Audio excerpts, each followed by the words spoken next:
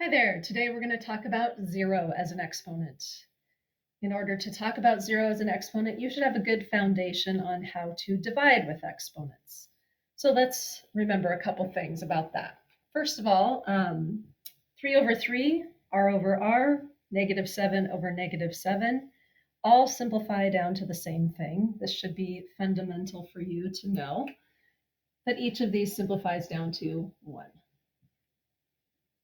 If you know that, you're off to a good start. The other thing you want to remember is how to divide with exponents, both the long way and using the shortcut. So for example, if we have 4 to the 5th over 4 to the 2nd, writing it out the long way, we would have 4 times 4 times 4 times 4 times 4 in our numerator. In the denominator, we have 4 being multiplied by itself twice. And then we can simplify using this idea up here.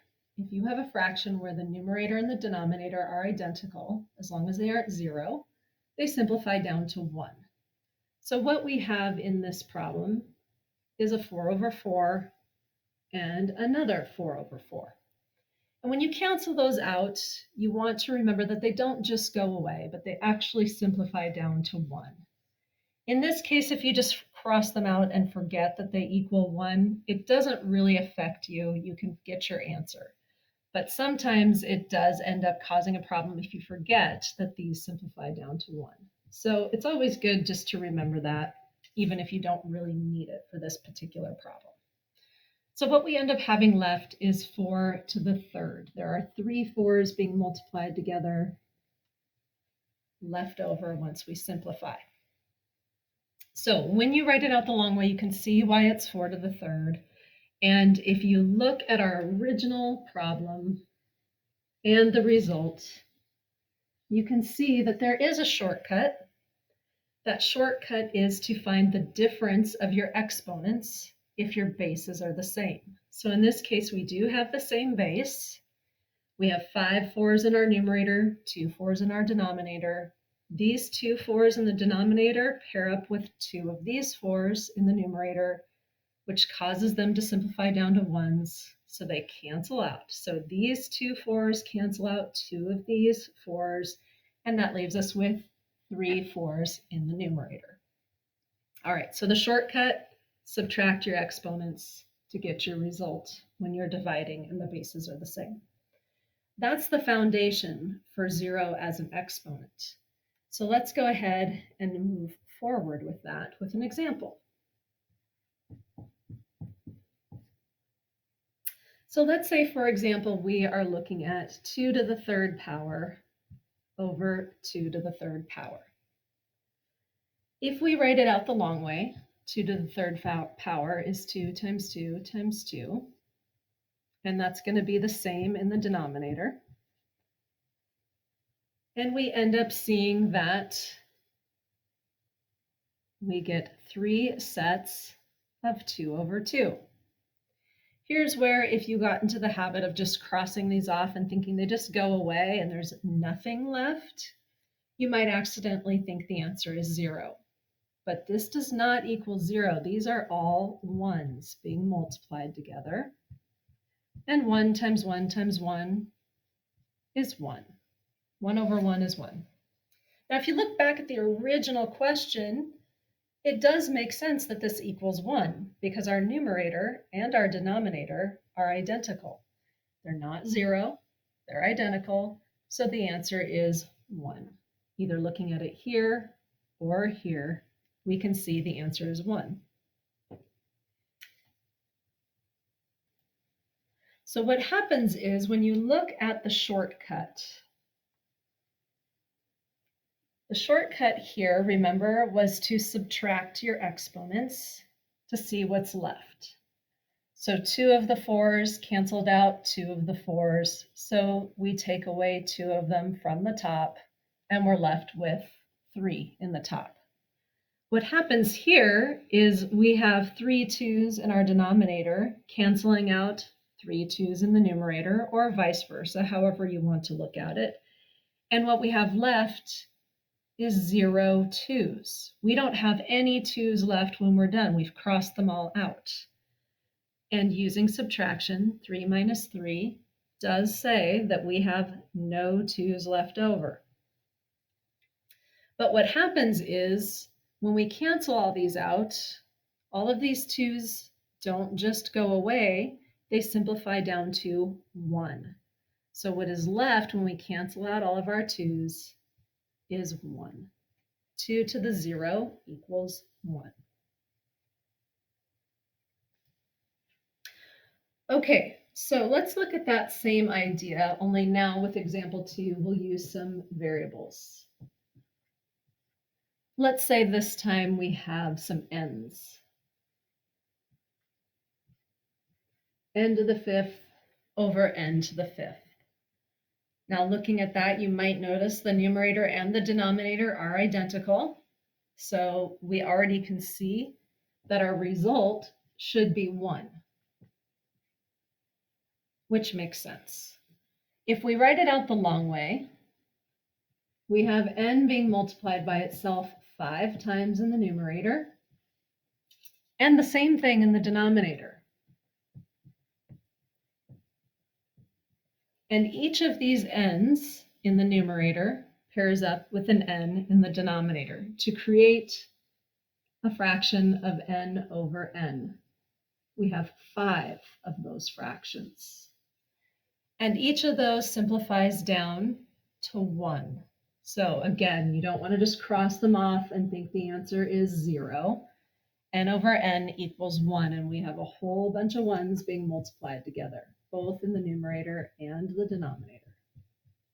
But 1 times 1 times 1 times 1 times 1 is still 1, and 1 over 1 is 1. So just like we knew when we first looked at this, the result is 1.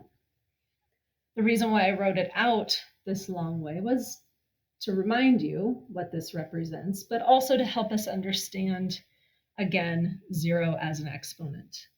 So if we look at the original question, we know that we can subtract our exponents to simplify this because the bases are the same.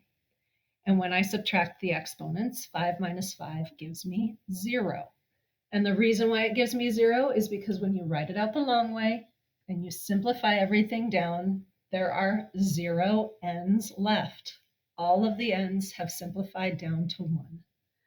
So n to the 0, all of the n's are gone. They all simplified down to 1. 5 minus 5 is 0. Ends up equaling 1. When you have no n's left, that means they all simplified down to 1. So that's why n to the 0 equals 1. So here's kind of an important thing to write down. Anything except 0, we have to kind of make sure we remember this. Anything except 0 to the 0 power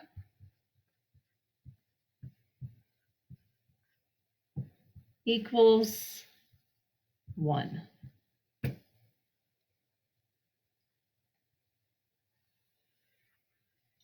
Kind of a fundamental piece for this unit that you'll want to remember. So 0 is excluded. 0 to the 0 power is actually a topic of debate among mathematicians.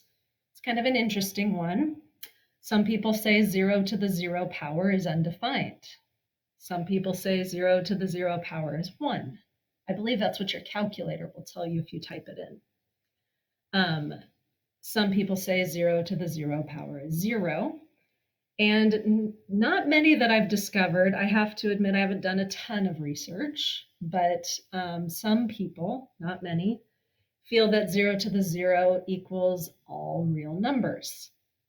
It's another topic for debate. It's something interesting to talk about, but it's not something you're required to know other than that it's up for debate. So as long as you don't have 0 as your base, anything to the 0 power equals 1. So n to the 0 equals 1. We saw with our first example, 4 to the 0 equals 1. pi to the 0 equals 1, 2/3 to the 0 equals 1. It doesn't matter what your base is, as long as it's not 0, anything to the 0 power equals 1. Let's do one more example. Okay, example 3 is going to have two parts to it. Part A, I will work through totally for you. Part B, I'm going to pause just to give you a moment to think about it for yourself so that you can see if you're kind of getting the idea. So part A, we're going to have 7r to the 0. And our directions are to simplify. All right, so if we need to simplify this, I see multiplication and I see an exponent. And when you simplify, you do need to remember to follow the order of operations. So PEMDAS, no parentheses, but we do have an exponent. Please don't overgeneralize and say, oh, anything to the 0 power is 1, so the answer is 1. Because you have to remember that very first important thing that we talked about at the beginning of this unit, and that was that exponents only affect what they are next to. So in this case, that 0 power is only next to the r. It is only affecting the r. So what we have here is 7 times r to the 0. And this r to the 0 is equal to 1, because anything to the 0 power is 1 as long as your base isn't 0 also. So r to the 0 is 1. We still have this times 7. You don't want to lose it. You need to bring it down. And what we end up with is 7 times 1, which is 7. So to simplify 7r to the 0, you get 7 times 1, because r to the 0 is 1, and 7 times 1 is 7. Part B, add another little piece to it just to keep it interesting. -8 x to the 0 y. So take a moment and think about what you think this should simplify down to.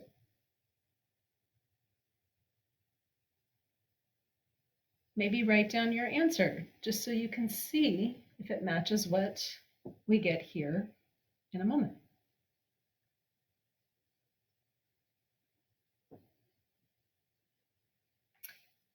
Okay, so again, we have multiplication happening. We also have an exponent. Start with the exponent.